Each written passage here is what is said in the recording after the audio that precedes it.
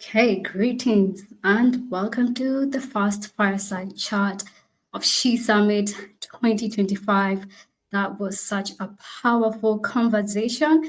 And with me, I have a very extraordinary special guest who is going to help us demystify, or rather, let's just have a chat on the path I have known.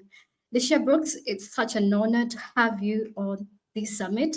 And we are grateful for the wonderful time that you have decided to dedicate to spend with us. Before we even begin, Lisha, tell us who you are. Tell us what you do and why are you here briefly. Thank you so much, Lynn. It's a pleasure to meet you. Thank you for hosting this conversation. I'm just honored to be a part of it. My name is Leisha Brooks. I use she, her pronouns. I live in Montgomery, Alabama, birthplace of the modern American civil rights movement. I've been a social justice warrior since, I remember, like as long as I remember. So I'm really looking forward to our conversation today. I was inspired and energized by the panel that preceded us. So thank you again, Lynn, for having me.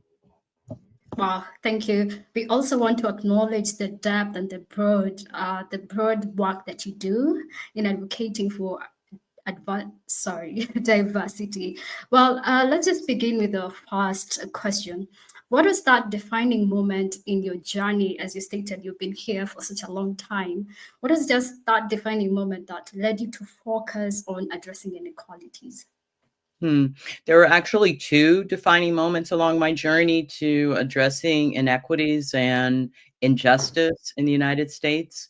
One, I think, was the place of my birth and where I grew up, Oakland, California, in the aftermath of the civil rights movement and the emergence of the Black empowerment movement. Oakland was a place where it was just an incredible experience and feeling.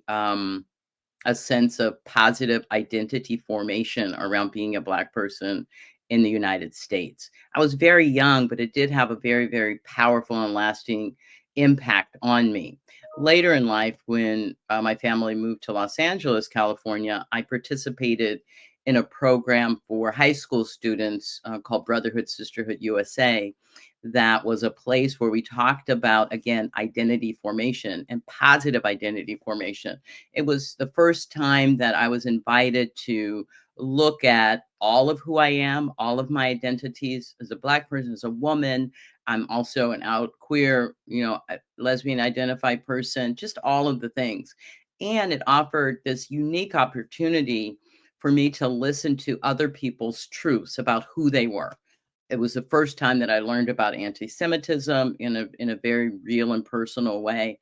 And that really kind of set me on my path of learning more and doing more and having a commitment to fighting injustice, because it was then that I realized that we all experience some level of injustice in some way, you know.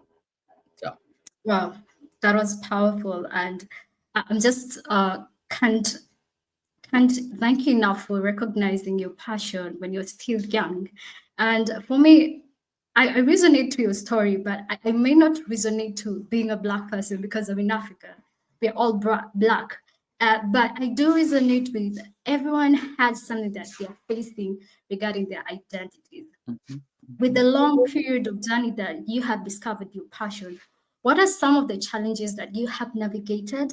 And what can other leaders who are looking to people like you learn from that? Hmm.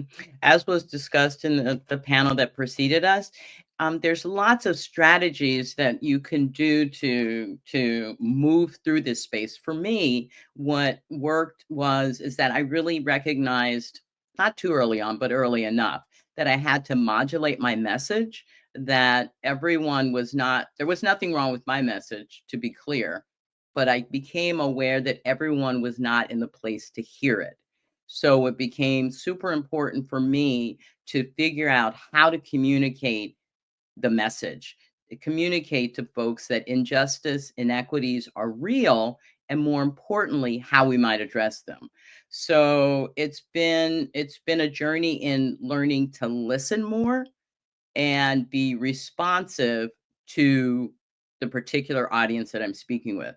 My life's journey, from those beginnings to my most recent work with the Southern Poverty Law Center in Alabama, addressing hate and extremism and being in conversation with committed white supremacists and really listening to their stories about how they ended up with where they were, and it helped me to understand and create empathy for them in their position, for so that we could both move through this together and come out better on the other side and create some sense of community.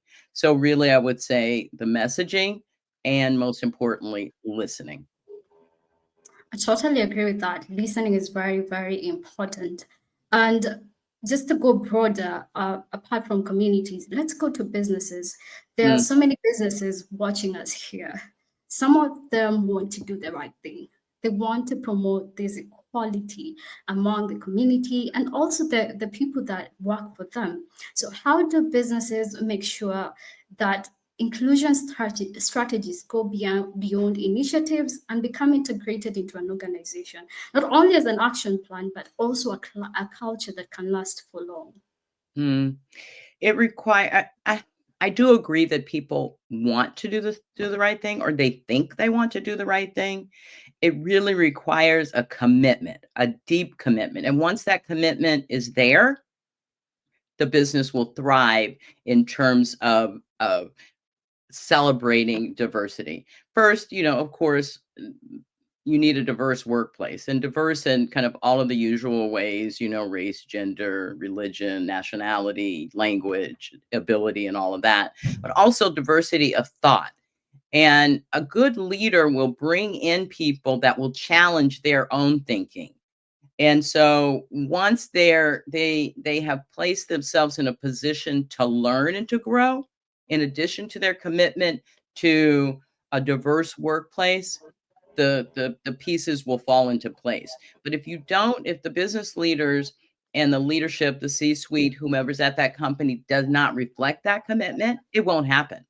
As long as business leaders are more concerned about their bottom line than they are about the greater good for the community, and Mhm. finding a way to marry whatever it is their product is, be it service or goods, um, there won't be change, and it will always be, you know, re it will always be in response to something that happens, like we're seeing today with the people dropping their DEI initiatives. Well, they never were committed to it in the first place. It was reactionary, and reactionary in a way that they thought would increase their bottom line. So companies that are committed, like we've seen in the United States, like Costco, for instance, they had the commitment prior to the murder of George Floyd, prior to the killing of Breonna Taylor, prior to all of the things in the news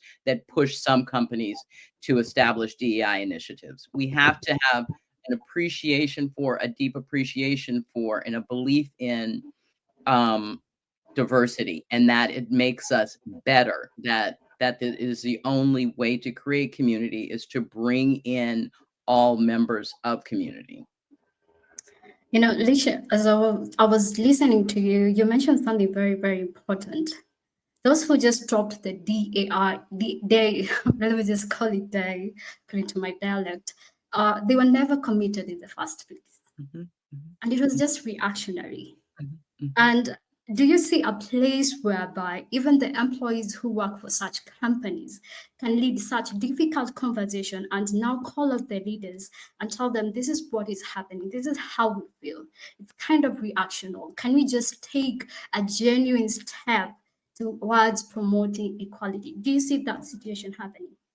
Yes, yes, I think that one of the positive benefits that came out of this lack of true commitment, but implementation of DEI efforts is that it empowered line staff, and it offered line staff through ERGs, employee resource groups, or affinity groups to begin to talk and find and connect with their own power. And so though the power is relative, from line staff to senior staff, everyone has the power to insist that that company Mm, continue with their efforts and in fact improve those efforts. And I encourage folks who are with companies that appear to be pushing back and returning to past models, that they insist that their companies continue their DEI efforts. They have the power. Workers have tremendous power, and as we're finding in kind of increased unionization and kind of just workers coming into themselves, they have the power to create the most positive working conditions for themselves. They can do it, and they have to speak up. Also, not just the leader of the organization, but those who are on the senior leadership teams that are propping up the chief executive. It's incumbent mm. upon them as well. And so it's not just a decision that the CEO makes. The other leaders, the so-called leaders of the organization, are also responsible for that. But I would say that workers have tremendous power, and I would encourage them to exercise that power. And if it's not something that they like, they should move on to a company that's a better fit. Wow, that is wonderful. I think I've gotten a smile out of that. The workers have the power, and I personally agree with that. And if you're in the chat comment, please tell us your thoughts. And do you agree that workers have the power? And on to our final question. This is about empathy. I saw you mentioning about empathy. What role does empathy and collaboration play in facilitating this kind of difficult conversations between workers, leaders, and even customers themselves? Hmm. I think that for empathy to take place, we have to go back to the listening. I have to Mhm, really listen with a open heart and open mind, and put aside what I think I'm going to hear, and really connect with that person and their story. Everyone's story is different. There are a lot of similarities, but every person's story is different. If I don't listen to their story, I will not act out of empathy. Empathy is not something that you could just pick up, "Oh, I'm gonna be empathetic." No, it's connected to my, relationship with that person. I would also mhm, add that relationship and true relationship are the building blocks for empathy. Now, once I kind of understand that person, appreciate that person, I can act in empathetic ways. And collaboration is another step in the journey. It requires trust, it requires understanding, it requires a willingness to work with someone, and not just collaborate, not just invite people to collaborate on something that's important for me, but my commitment and my willingness to collaborate to advance their journey in addressing injustice and inequities, right? It might not be my issue. So mhm. I might, looking at the horrific events that are happening, kind of, in the Middle East and in Gaza in particular, it might be up to me to collaborate with someone else who for whom that issue is very personal and very important. So it's a two-way street. It's not just I guess I just wanted to just stress that it's not about solely about inviting people to collaborate with me. It's about me offering my resources and support to their efforts. And that empathy is something that you build. It's not something that you Mhm. say, "Oh, I'm going to do." No, we come up with these kind of, we think we come up with these words and feel like that's the formula to everything, and it's not. It does not relieve us of the personal responsibility to develop that connection that's going to make us do the right thing because we're in right relationship with people. It's just critically important. Very important. And that's very true. We come up with the terms, but we don't really put them into action. And we think we know what we are doing with them. Before we just wrap up, I would want you to give us a parting shot. What would you like to say in 2025? What is your prediction on equality in 2025? What do you see? And Hmm. what do you meant?